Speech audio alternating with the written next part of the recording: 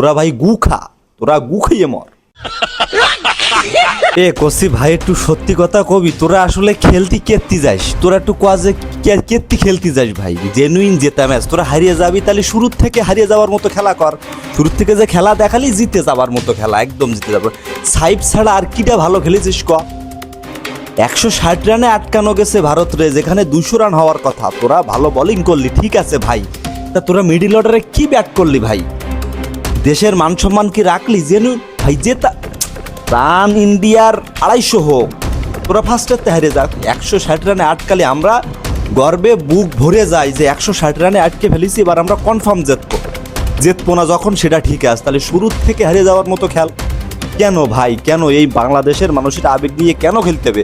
দিন শেষে বাংলাদেশে যারা থাকে ভালোবাসে, খুব ভালোবাসে বাংলাদেশ টিমকে।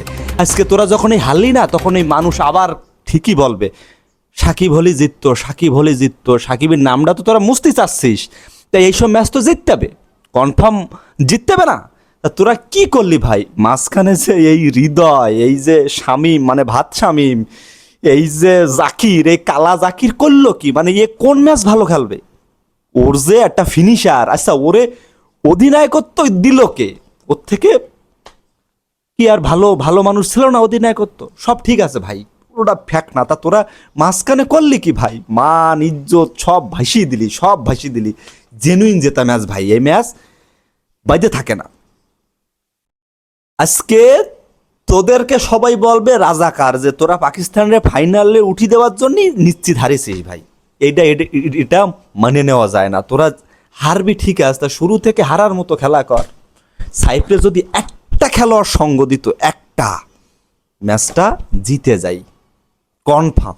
10 ওভারেও খেলা দেখা যাচ্ছে জিতে যাব, 13 ওভারেও দেখা যাচ্ছে জিতে যাব, সেই ম্যাচটা হারলি। তোরা ভাই গু খা, তোরা গু খাইয়ে মর।